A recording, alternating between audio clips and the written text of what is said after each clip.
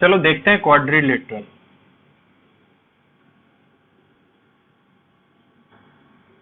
Quadrilateral 4 sides पर based होता है।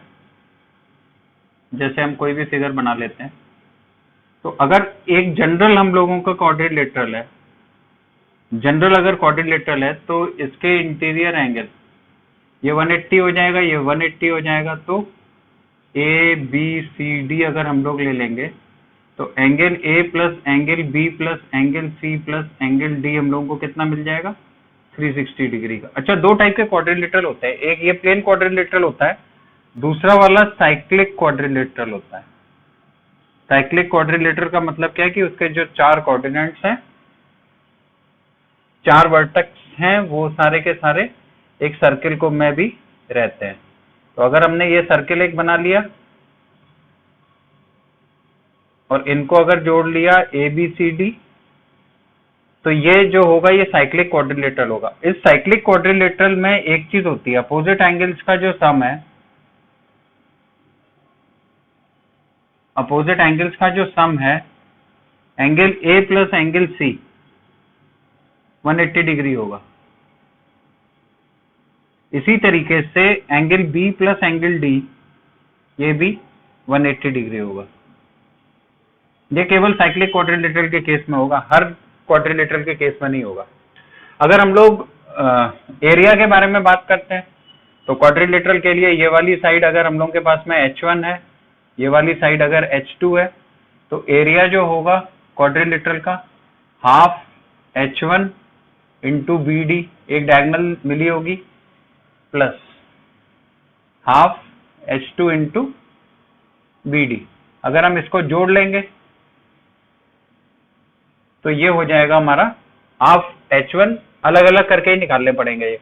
तो एग्जामिनेशन में अगर क्वेश्चन पूछा जाएगा तो एक डायगोनल आपको देता है और H1 और H2 देता है, उससे ये डायरेक्टली निकलेगा। अब एक एरिया का क्वाड्रिलेटरल का एक एरिया का डायरेक्ट फॉर्मूला भी है, जहां पे इसकी साइड्स को ए बी सी डी अगर हम लोगों ने लिख दिया तो यहां पे जैसे हेरॉन्स फॉर्मूला था ट्राइंगल में, वैसे ही इसमें है। तो ये s minus A, s minus B, s minus C और s माइनस डी होगा। अगर एक हमारा क्वाड्रिलेटरल ऐसा है जिसमें डायगोनल्स एक दूसरे को 90 डिग्री पे मिल रहे हैं,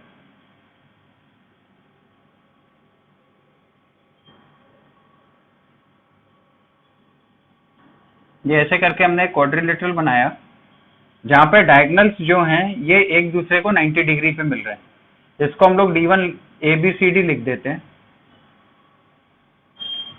देखो, अगर ये 90 डिग्री पे मिल रहे हैं तो 90 डिग्री का मतलब क्या होता है? 90 डिग्री मतलब सीधी तरीके से पाइथागोरस थ्योरम लगनी है।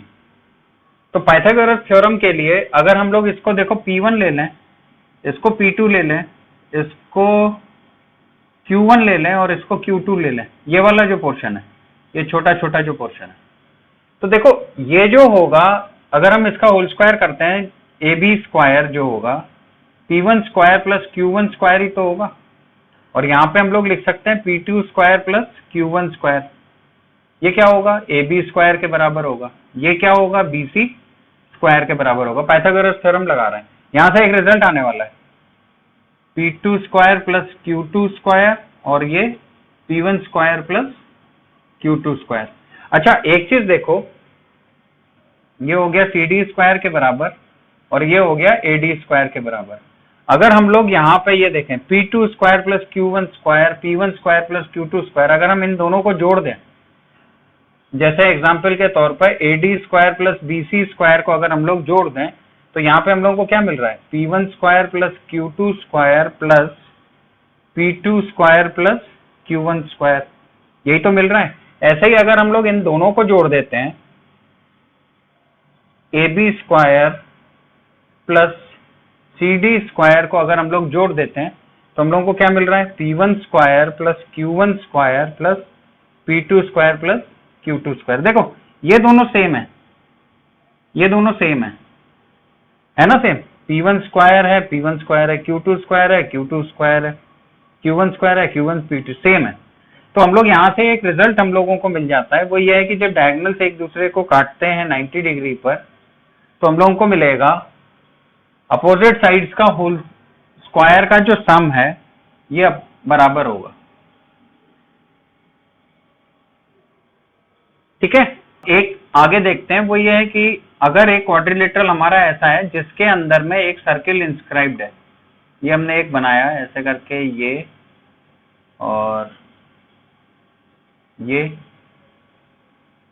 अब ये चांस की बात है कि रेक्टेंगल जैसा हो गया है, ये ए बी सी और डी, तो ये हमने ये क्वाड्रिलेटरल ले लिया जिसके अंदर में सर्किल है, circle is inscribed in the quadrilateral. तो देखो यहाँ पर एक टेंजेंट वाली प्रॉपर्टी लग रही है, वो ये है कि किसी भी पॉइंट P से हमारी टेंजेंट दोनों की बराबर होंगी। तो हम लोग ये कह सकते हैं ये दोनों इसके बराबर है, ये इसके बराबर है, ये इसके बराबर है, और ये वाली इसके बराबर है, सेम प्रॉपर्टी के हिसाब से। अच्छा, यहां से लेकर यहां तक अगर मैं A लिख लेते हैं तो ये भी A हो जाएगा, ये B, तो ये B, ये C, और ये D, ये D। अब एक चीज देखो, अगर हम इसका सम करें, इसका सम इसके साथ में करें तो हमको क्या मिलने वाला है, A plus B plus B plus C तो मिलेगा। अच्छा, A प्लस D हम लोगों का कितना है यहाँ पर, A प्लस D है, AB प्लस BC हम लोगों का नीचे वाला लेना पड़ेगा, तो BC जो है ये हम लोगों का CD है। इधर से ही एक दूसरी वाली डायमेंशन पर अगर हम लोग देखते हैं तो यहां पे हम लोगों को A plus B plus C plus D मिल रहा है, तो ये A प्लस B हम लोगों का क्या है, AD, और C प्लस D क्या है, BC। अब ये दोनों के दोनों तो सेम है, तो जब सेम है तो ये दोनों इक्वल हो जाएंगे ना, तो यहां पे हम लोगों को क्या मिलेगा, AB plus CD is equal to AD plus BC, ये मिल जाएगा। अच्छा, एक छोटी सी और है, सर्किल के साथ में आ रही है, तो ये है कि जैसे हमने ये क्वाड्रिलेटरल ऐसे करके बना लिया, ठीक, अब इसकी जो डायगोनल्स हैं वो तो ये हैं, ठीक, इसके अंदर में हमने एक ऐसा सर्किल ड्रॉ कर लिया,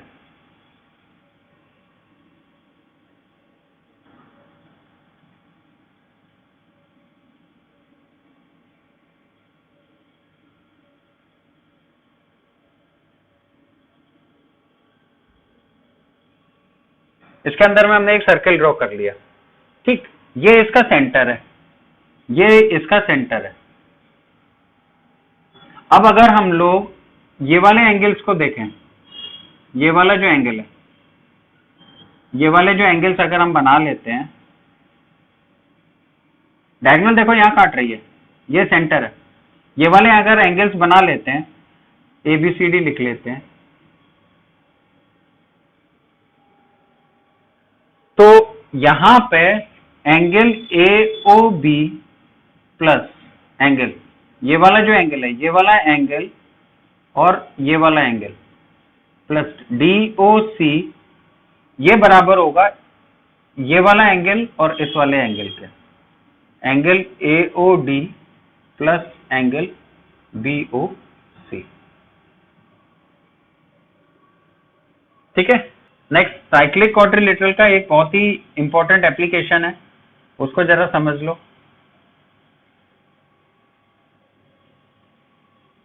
ये हम लोग का है ABCD एक क्वाड्रिलेटरल है, साइक्लिक क्वाड्रिलेटरल होना चाहिए, अगर ये साइक्लिक क्वाड्रिलेटरल है तब अप्लाई नहीं होगा, ये D1 है, ये D2 है। तो इन केस अगर साइक्लिक क्वाड्रिलेटरल है ये, तो इसमें क्या होता है, D1 इंटू D2 डायगोनल्स का जो प्रोडक्ट है, ये हम लोगों की अपोजिट साइड्स का सम, अपोजिट साइड्स के प्रोडक्ट, अपोजिट साइड्स का प्रोडक्ट हम लोग अगर लें, AB into CD and BC into AD, इनका सम होता है, इनका सम होता है। ये थोड़ा सा एप्लीकेशन है, ये डायरेक्ट एप्लीकेशन है, तो ये चीज समझ लो।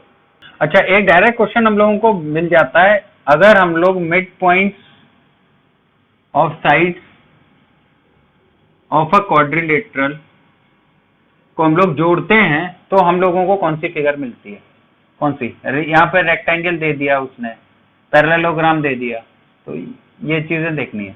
ठीक है, चलो देखते हैं। ये अगर मिड पॉइंट है, ये भी अगर मिड पॉइंट है, ये भी अगर मिड पॉइंट और ये भी अगर मिड पॉइंट है, ये वाली जो फिगर मिलेगी ये हम लोगों को ऑलवेज अ पैरेललोग्राम मिलेगी, ऑलवेज अ पैरेललोग्राम, समांतर चतुर्भुज मिलेगा, हमेशा समांतर चतुर्भुज मिलेगा। क्वाड्रिलेटरल की एक स्पेशल कैटेगरी है ट्रेपेजियम। ट्रेपेजियम क्या होता है? दो पैरेलल साइड्स होती है हम लोगों की, ठीक है, ये ट्रेपेजियम होता है। ये ए बी सी और डी, इनकी डायगोनल्स को हम लोग मिला लेते हैं। तो यहां पे ए सी और बी डी जो है डायगोनल्स हैं, ए बी सी डी एक ट्रेपेजियम है। ये पॉइंट ओ ले लेते हैं। अच्छा देखो, इसमें ना ट्राइंगल के अंदर ट्राइंगल्स अगर हम लोगों को मिलेंगे, कोशिश ये रहती है कि सिमिलर ट्राइंगल्स हों। तो एक चीज तो ये है कि ये दोनों पैरेलल लाइंस हैं, तो ये वाला एंगल अगर अल्फा ले लेते हैं तो ये वाला एंगल भी तो अल्फा होगा ना। ये वाला एंगल अगर बीटा होगा तो ये वाला एंगल भी बीटा होगा, और ये दोनों एंगल बराबर है, यानी कि गामा गामा अगर हमने ले लिया तो तीनों एंगल बराबर हो गए। अब ये सिमिलर ट्राइंगल बन मिले, तो सिमिलर ट्राइंगल हम लोगों को अगर ए बी सी का हम लोग इसकी सिमिलरिटी को देखें तो ए के करस्पॉन्डिंग हमारा सी है, बी के करस्पॉन्डिंग डी है, और ओ जो है ये कॉमन एंगल है, ओ जो है ये कॉमन एंगल है, यही तो है ना। देखो ये दोनों अल्फा हो गए, ये दोनों बीटा हो गए, और ये वाला जो है ये क्या हो गया? गामा हो गया। तो यहां से देखो हम लोगों को एक साइड का रेशियो मिल रहा है ना। कौन सी साइड्स का? ए बी और सी डी को छोड़ देते हैं, ए ओ का सी ओ से ratio is equal to B O का डी ओ से रेशियो,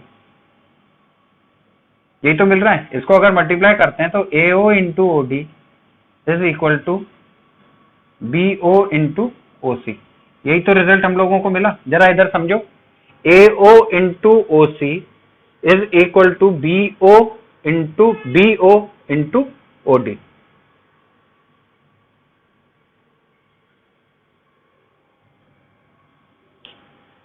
ठीक है, देखो इसमें जो रिजल्ट मिला वो हम लोगों को मिला A O into O D is equal to B O into O C. Circle के केस में तुम लोग ने एक चीज पढ़ी थी, सर्किल के केस में एक चीज पढ़ी थी, उससे बिल्कुल भी कंफ्यूज मत होना। सर्किल के केस में अलग होता है, इसमें अलग होता है। सर्किल के केस में अगर ये दो कॉर्ड एक दूसरे को काटती हैं, ए बी सी डी, और ये पॉइंट ओ है, तो इसमें होता है A O into O B is equal to C O into O D. इसमें होता है सर्किल के केस में। देखो ये दोनों के दोनों अलग हैं, ठीक है, तो इसको सर्किल मत ले लेना। होता ये भी सिमिलरिटी के थ्रू है। क्या करते हैं, यहां से यहां बनाया, यहां से यहां बनाया, लेकिन यहाँ पे ये कॉमन आर्क वाला चलता है। तो ये अगर कॉमन आर्क है तो ये वाला एंगल अगर अल्फा है तो ये वाला एंगल हम लोगों का अल्फा होगा, ठीक है ना। इसी तरीके से ये वाली अगर हम कॉमन आर्क को स्टडी करेंगे, नहीं, इसी तरीके से अगर हम ये वाली कॉमन आर्क को, ये वाली बड़ी वाली जो कॉमन आर्क है, अगर हम लोग इसको स्टडी करते हैं तो ये वाला एंगल जब हमारा बीटा होगा तो ये वाला भी एंगल बीटा होगा, ये वाला एंगल अल्फा होगा तो ये वाला एंगल अल्फा होगा। तो देखो यहाँ पे अगर हम ट्राइंगल्स के बारे में बात करते हैं तो बड़ा ये वाला ट्राइंगल अगर ACO लिखते हैं तो ए जो है हम लोगों का अल्फा है, और यहाँ पे अल्फा हम लोगों का क्या है? डी है। बीटा यहाँ पे सी है, यहाँ पे बी है, और ओ हम लोगों का कॉमन है। तो यहां से देखो हम लोगों को क्या मिला? AO का OD से रेशियो,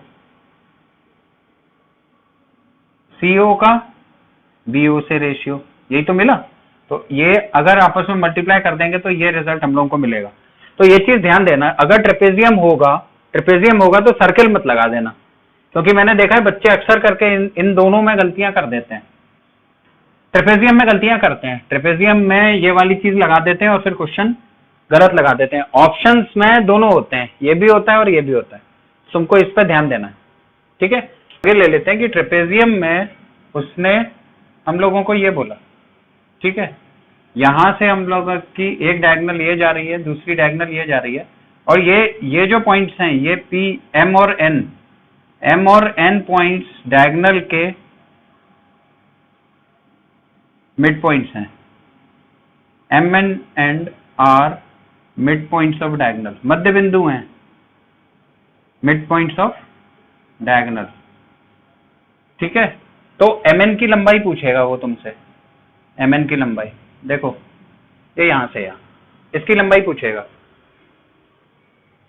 ठीक। ABCD ले लेते हैं हम लोग। तो इससे mn की जो लंबाई होगी, डायरेक्ट फॉर्मूला जो हम लोगों को मिलेगा वो मिलेगा 1/2 बड़ी साइड माइनस छोटी साइड का डिफरेंस।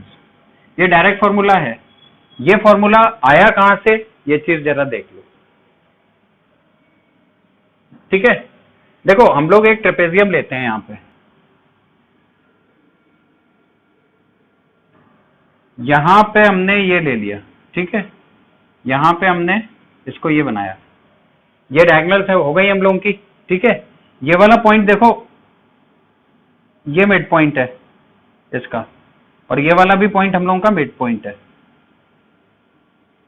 ठीक है ना। इन दोनों साइड्स को अगर हमने इसको m ले लिया और इसको n ले लिया, तो देखो सिमिलर ट्राइंगल की वजह से ये वाली साइड का रेशियो हम लोगों का जब m होगा, तो ये वाला जो रेशियो होगा ये हम लोगों का क्या होगा, n होगा ना, ठीक है। तो ये वाली डायगोनल की रेशियो में जो हम लोगों को मिल रही है वो m+n मिल रही है, और जब हम लोग इसका मिड पॉइंट बोलेंगे तो मिड पॉइंट क्या होगा, m+n/2। अब जब ये m+n/2 हो गया, तो ये वाली जो फिगर बनी, ये वाली फिगर देखो कौन सी बन रही है, यहां से लेकर यहां तक की ये वाली फिगर बन रही है। अब हमको ये चाहिए, तो ये वाला जो होगा, ये वाला हम लोगों का क्या हो जाएगा, ये वाला हो जाएगा हम लोगों का, यहां पे कर लेते हैं, ये वाला हो जाएगा m-m+n/2, ठीक है। इसको अगर कैलकुलेट करते हैं तो वही तो आ गया, हाफ m-n।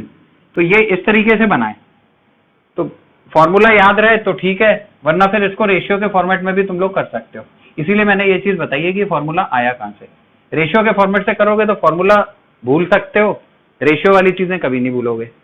ट्रेपेजियम में ना अक्सर करके एक क्वेश्चन बड़ा आता है, वो क्वेश्चन ये आता है कि ये ट्रेपेजियम है ABCD, ठीक है। ये यहां से हमने इसके मिड पॉइंट, ये मिड पॉइंट है, मिड पॉइंट को लेके हम लोगों ने यहां पे सपोज करो PQ बनाई है, ठीक है, where P and Q are mid points of AD and BC। AD और BC के मिड पॉइंट्स हैं, ठीक।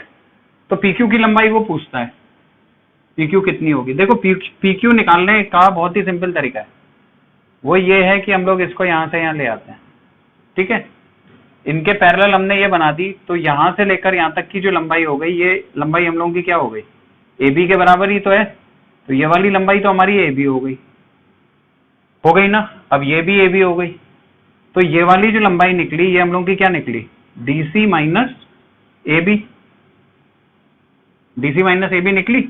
अच्छा देखो ये दोनों के दोनों सिमिलर ट्राइंगल है, ये मिड पॉइंट है तो ये ठीक हाफ हो जाएगा, तो ये वाली लंबाई हो जाएगी हाफ DC माइनस AB, यही तो हो जाएगी। तो PQ जो हम लोगों को मिला, PQ ये मिला AB plus half DC minus AB, ये भी हाफ हो गया। तो हाफ और हाफ हम लोगों को क्या मिल गया, यहां से हाफ आ गया AB प्लस DC। तो PQ की जो लंबाई हो गई ये हम लोगों की क्या हो गई, AB प्लस DC। लेकिन इसके डेरिवेशन को तुम लोग याद रखो। क्यों डेरिवेशन याद रखना है, बाई चांस अगर उसने ये M और N के रेशियो में दे दिया तुमको, उसने ये नहीं दिया तुमको कि ये हाफ हाफ है, ठीक है, उसने उल्टा कर दिया, उसने तुमको ये बोल दिया कि ये एक लाइन हम ऐसी बना रहे हैं जहां पे इसका रेशियो M है और इसका रेशियो N है। तो अब ये बताओ कि इसकी लंबाई क्या होगी, ABCD है, ठीक है, ये P है, ये Q है, तो हम लोगों को इसकी लंबाई अगर लेनी है तो यहाँ पे फिगर तो हम यही वाली बनाएंगे, तो ये वाली जो लंबाई हो जाएगी ये वाली क्या हो जाएगी, ये तो हो जाएगी हम लोगों की ए बी, ठीक है। लेकिन ये पूरी जो है देखो, ये यहां से यहां तक हम लोगों की हो गई ए बी, तो ये वाली जो लंबाई आ गई ये आ गई D C minus A B, यहां तक आ गई। अब ये m है ये n है, तो सिमिलर ट्राइंगल के हिसाब से पूरी वाली साइड रेशियो में कितनी हो गई m प्लस एन, तो ये जो चीज है ये m प्लस एन है, तब ये कितनी है m है, ठीक। तो ये वाली जो लंबाई हम लोग को निकालनी है, ये वाली लंबाई हम लोगों की निकलेगी ए बी प्लस, फॉर्मूला मत याद रखना, कंसेप्ट को क्लियर करना, ए बी प्लस देखो D C minus A B और m upon m plus N, तो इससे ये चीज आ जाएगी। क्या किया, m प्लस एन इसी रेशियो में तो होगा, तो m प्लस एन बराबर इसके, तो m बराबर इससे कम, तो m upon M plus N D C minus A B. तो ये जो चीज है ये कंसेप्चुअली है, आप इसको पकड़ के चलो तो सारे क्वेश्चंस हो जाएंगे। चलो अब इसके बाद में हम लोग देखते हैं रेक्टेंगल। रेक्टेंगल एक आइडियल फिगर होती है हम लोगों की, सिंपल सी फिगर है, लेंथ होती है, ब्रेथ होती है, इसमें ये 90 डिग्री का होता है, सारे एंगल 90 डिग्री के होते हैं, ये वाली साइड इसके बराबर होती है, ये वाली साइड इसके बराबर होती है, तो ये हो जाता है रेक्टेंगल। अच्छा, रेक्टेंगल के केस में एक जो डायरेक्ट क्वेश्चन हम लोगों को मिलता है वो ये है कि किसी भी एक पॉइंट P से अगर हम लोगों ने ऐसे करके इनको जोड़ा हुआ है, डायगोनल नहीं, ABCD के वर्टिसेस को जोड़ा हुआ है, तो वो तुमसे AP देगा, BP देगा, PC देगा, PD की वैल्यू निकलवाएगा। अच्छा देखो, इससे एक रिजल्ट हम लोगों को डायरेक्टली मिलता है, वो ये है कि अगर हम इसको A ले लें, इसको B ले लें, इसको C ले लें, तो ये A हो जाएगा, इसको D ले लेते हैं तो ये C हो जाएगा, ये B हो जाएगा और ये D हो जाएगा। अब देखो यहाँ पे अगर हम लोग AP स्क्वायर की वैल्यू को लिखते हैं तो AP स्क्वायर की वैल्यू हो जाएगी हम लोग की A square plus B square, AP square. इसी तरीके से यहाँ पे अगर हम लोग DP स्क्वायर को लिखते हैं तो DP स्क्वायर की वैल्यू हो जाएगी हम लोगों की A square plus C square, ठीक है।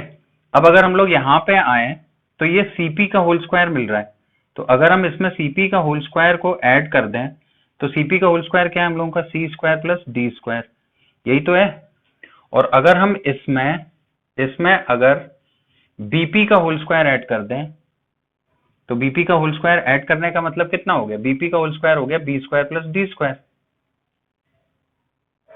तो देखो ये दोनों के दोनों अगर बराबर हैं तो ये दोनों भी तो बराबर होंगे, तो हम लोगों को ये यहाँ से ये डायरेक्ट रिजल्ट मिल रहा है।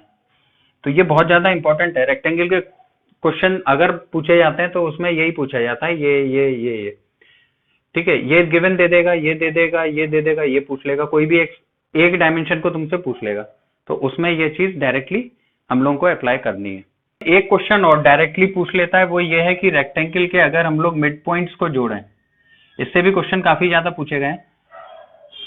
मिड पॉइंट्स को अगर हम लोग जोड़ लेते हैं तो ये जो फिगर हम लोगों को मिलती है ये क्या मिलती है, तो बेटा ये जो मिलती है ये रोम्बस होती है, रोम्बस, ये रोम्बस होगी।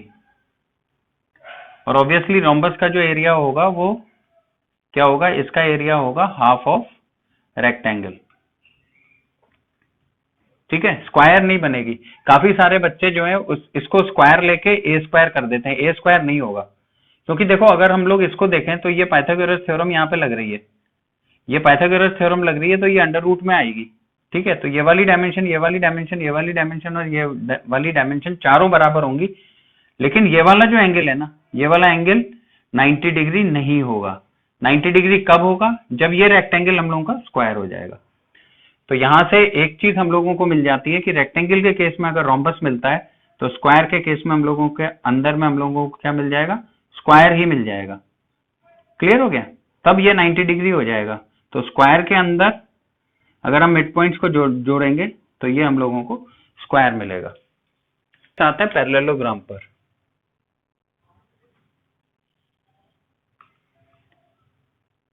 पैरेललोग्राम समांतर चतुर्भुज, ठीक है, समांतर चतुर्भुज। देखो समांतर यहाँ पे दे रहा है पैरेलल, इसका मतलब यह है कि दो पैरेलल लाइंस के बीच में, दो पैरेलल लाइंस के बीच में हम लोगों को फिगर मिलने वाली है, ठीक है।